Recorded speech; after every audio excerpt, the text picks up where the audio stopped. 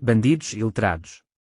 Entre as causas do banditismo carioca, há uma que todo o mundo conhece mas que jamais é mencionada, porque se tornou tabu.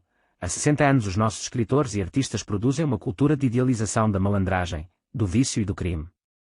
Como isto poderia deixar de contribuir, ao menos a longo prazo, para criar uma atmosfera favorável à propagação do banditismo? De Capitães da Areia até a novela Guerra Sem Fim, passando pelas obras de Amando Fontes, Marques Rebelo, João António, Ledo Ivo, pelo teatro de Nelson Rodrigues e Chico Buarque, pelos filmes de Roberto Farias, Nelson Pereira dos Santos, Carlos Diegues, Rogério Sganzerla e não sei mais quantos, a palavra de ordem é uma só, repetida em cor de geração em geração. Ladrões e assassinos são essencialmente bons ou pelo menos neutros, a polícia e as classes superiores a que ela serve são essencialmente más. Não conheço um único bom livro brasileiro no qual a polícia tenha razão, no qual se exaltem as virtudes da classe média ordeira e pacata, no qual ladrões e assassinos sejam apresentados como homens piores do que os outros, sob qualquer aspecto que seja. Mesmo um artista superior como Graciliano Ramos não fugiu ao lugar comum. Luís da Silva, em Angústia, o mais patológico e feio dos criminosos da nossa literatura, acaba sendo mais simpático do que sua vítima, o gordo, satisfeito e rico Julião Tavares, culpado do crime de ser gordo, satisfeito e rico. Na perspectiva de Graciliano, o único erro de Luís da Silva é seu isolamento, é agir por conta própria num acesso impotente de desespero pequeno-burguês. Se ele tivesse enforcado todos os burgueses em vez de um só, seria um herói. O homicídio, em si, é justo, mal foi cometê-lo em pequena escala. Humanizar a imagem do delinquente, deformar, caricaturar até os limites do grotesco e da animalidade o cidadão de classe média e alta, ou mesmo o homem pobre quando religioso e cumpridor dos seus deveres, que neste caso aparece como conformista desprezível e virtual traidor da classe, eis o mandamento que uma parcela significativa dos nossos artistas tem seguido fielmente, e a que um exército de sociólogos, psicólogos e cientistas políticos dá discretamente, na retaguarda, um simulacro de respaldo científico. À luz da ética, daí resultante, não existe mal no mundo senão a moral conservadora. Que é um assalto, um estupro, um homicídio, perto da maldade satânica que se oculta no coração de um pai de família que, educando seus filhos no respeito à lei e à ordem, ajuda a manter o status quo. O banditismo é, em suma, nessa cultura, ou o reflexo passivo e inocente de uma sociedade injusta, ou a expressão ativa de uma revolta popular fundamentalmente justa. Pouco importa que o homicídio e o assalto sejam atos intencionais, que a manutenção da ordem justa não esteja nem de longe nos cálculos do pai de família e só resulte como somatória indesejada de milhões de ações e omissões automatizadas da massa anônima. A conexão universalmente admitida entre intenção e culpa está revogada entre nós por um atavismo marxista erigido em lei.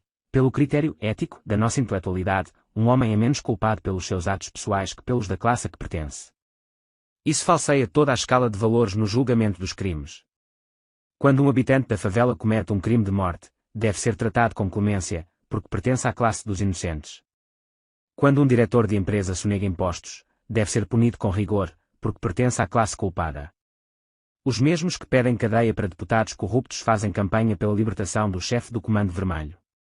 Os mesmos que sempre se opuseram vigorosamente à pena de morte para autores de homicídios citam como exemplar a lei chinesa que manda fuzilar os corruptos, e repreendem o deputado Amaral Neto, um apologista da pena de morte para os assassinos, por ser contrário à mesma penalidade para os crimes de colarinho branco. O Congresso, ocupado em castigar vulgares estelionatários de gabinete, mostra uma soberana indiferença ante o banditismo armado. Assim nossa opinião pública passa por uma reeducação, que terminará por persuadi-la de que desviar dinheiro do Estado é mais grave do que atentar contra a vida humana, princípio que, consagrado no Código Penal Soviético, punia o homicídio com 10 anos de cadeia, e com pena de morte os crimes contra a administração. Diz-me quem imitas e eu te direi quem és. Se levada mais fundo ainda, essa revolução cultural acabará por perverter todo o senso moral da população, instaurando a crença de que o dever de ser bom e justo incumbe primeira e essencialmente à sociedade, e só secundariamente aos indivíduos. Muitos intelectuais brasileiros tomam como um dogma infalível esse preceito monstruoso, que resulta em abolir todos os deveres da consciência moral individual até o dia em que seja finalmente instaurada sobre a Terra a sociedade justa, um ideal que, se não fosse utópico e fantasista em si, seria ao menos inviabilizado pela prática do mesmo preceito, tornando os homens cada vez mais injustos e maus quanto mais apostassem na futura sociedade justa e boa. Um dos maiores pensadores éticos do nosso século, o teólogo protestante Reinhold Niebuhr, mostrou que, ao longo da história, o padrão moral das sociedades, e principalmente dos Estados, foi sempre muito inferior ao dos indivíduos concretos. Uma sociedade, qualquer sociedade, pode permitir-se atos que no indivíduo seriam considerados imorais ou criminosos. Por isto mesmo, a essência do esforço moral, segundo Niebuhr, consiste em tentar ser justo numa sociedade injusta. Nossos intelectuais inverteram essa fórmula, dissolvendo todo o senso de responsabilidade pessoal na poção mágica da responsabilidade social. Alguns consideram mesmo que isto é muito cristão, esquecendo que Cristo, se pensasse como eles, adiaria a cura dos leprosos, a multiplicação dos pães e o sacrifício do Calvário para depois do advento da sociedade justa. É absolutamente impossível que a disseminação de tantas ideias falsas não crie uma atmosfera propícia a fomentar e a legitimar a omissão das o governante eleito por um partido de esquerda, por exemplo, não tem como deixar de ficar paralisado por uma dupla lealdade, de um lado à ordem pública que professou defender, de outro à causa da revolução com a qual seu coração se comprometeu desde a juventude, e para a qual a desordem é uma condição imprescindível. A omissão quase cúmplice de um Brizola ou de um Nilo Batista, homens que não têm vocação para tomar parte ativa na produção cultural, mas que têm instrução bastante para não escapar da influência da cultura produzida, não é senão o reflexo de um conjunto de valores, ou contravalores, que a nossa classe letrada consagrou como leis, e que vem moldando as cabeças dos brasileiros há muitas décadas. Se o apoio a medidas de força contra o crime vem sempre das camadas mais baixas, não é só porque são elas as primeiras vítimas dos criminosos, mas porque elas estão fora do raio de influência da cultura letrada. Da classe média para cima, a aquisição de cultura superior é identificada com a adesão aos preconceitos consagrados da inteligência nacional, entre os quais o ódio à polícia e a simpatia pelo banditismo. Seria plausível supor que esses preconceitos surgiram como reação à ditadura militar. Mas, na verdade, são anteriores.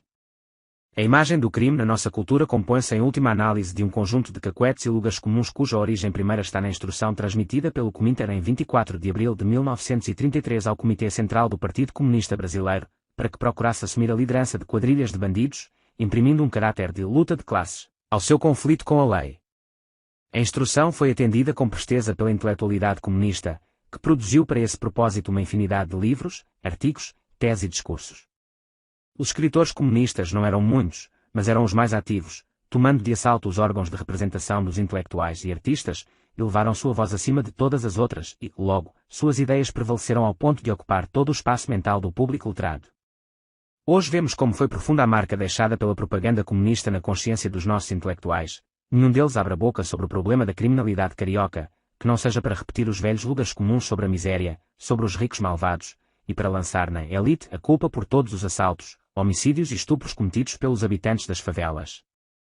Ninguém ousa pôr em dúvida a veracidade das premissas em que se assentam tais raciocínios, o que prova o quanto elas fizeram a cabeça da nossa intelectualidade, o quanto esta, sem mesmo saber a origem de suas ideias, continua repetindo e obedecendo, por mero automatismo, por mera preguiça mental, os chavões que o Cominter mandou espalhar na década de 30. De nada adianta a experiência universal ensinar-nos que a conexão entre miséria e criminalidade é tênue e incerta, que há milhares de causas para o crime, que mesmo a prosperidade de um welfare state não elimina, que entre essas causas está a anomia, a ausência de regras morais explícitas e comuns a toda a sociedade, que uma cultura de subversão de todos os valores, e a glamorização do banditismo pela elite letrada ajudam a remover os últimos escrúpulos que ainda detêm milhares de jovens prestes a saltar no abismo da criminalidade. Contrariando as lições da história, da ciência e do bom senso, nossos intelectuais continuam presos à lenda que faz do criminoso o cobrador de uma dívida social. Alguns creem mesmo nela, com uma espécie de masoquismo patético, resíduo de uma sentimentalidade doentia inoculada pelo discurso comunista nas almas frágeis dos burgueses progressistas. O escritor Antônio Calado, vendo sua casa arrombada, levados seus quadros preciosos, repetia para si, entre inerme e atonito, a sentença de Proudhon: a propriedade é um roubo. Deveria recitar, isto sim, o poema de Heine, em que um homem que dorme é atormentado em sonhos por uma figura que, ameaçando com uma arma, lhe diz: eu sou a ação dos teus pensamentos. Infelizmente, os pensamentos dos intelectuais não voltam só contra seus autores os seus efeitos materiais. Erigida em crença comum, a lenda do cobrador, título de um conto aliás memorável de Rubem Fonseca, produz devastadoras consequências reais sobre toda a população. Ela transforma o delinquente, de acusado, em acusador. Seguro de si, fortalecido em sua autoestima pelas lisonjas da inteligência, o assassino então já não aponta contra nós apenas o cano de uma arma, mas o dedo da justiça, de uma estranha justiça, que lança sobre a vítima as culpas pelos erros de uma entidade abstrata, o sistema, a sociedade injusta, ao mesmo tempo que isenta o criminoso de quase toda a responsabilidade por seus atos pessoais. Perseguida de um lado pelas gangues de bandidos, acuada de outro pelo discurso dos letrados, a população cai no mais abjeto desfibramento moral e já não ousa expressar sua revolta. Qual uma mulher estuprada, envergonhada de seu sofrimento e absorve em si as culpas de seu agressor. Ela pode ainda exigir providências da autoridade, mas o faz numa voz débil e sem convicção, e cerca seu pedido de tantas precauções, que a autoridade, após ouvi-la, mais temerá agir do que omitir-se. Afinal, é menos arriscado politicamente desagradar uma multidão de vítimas que gemem em segredo do que um punhado de intelectuais que vociferam em público. Os intelectuais, neste país, são os primeiros a denunciar a imoralidade, os primeiros a subir ao palanque para discursar em nome da ética. Mas a ética consiste basicamente em cada um responsabilizar-se por seus próprios atos. E nunca vi o intelectual brasileiro, muito menos um de esquerda, fazer um exame de consciência e perguntar-se: será que nós também não temos colaborado para a tragédia carioca? Não, nenhum deles sente a menor dor na consciência ao ver que 60 anos de apologia literária do crime de repente se materializaram nas ruas, que as imagens adquiriram vida, que as palavras viraram atos, que os personagens saltaram do palco para a realidade e estão roubando, matando, estuprando com a boa consciência de serem heróis populares, de estarem lutando contra a injustiça, com as técnicas de combate que aprenderam na Ilha Grande.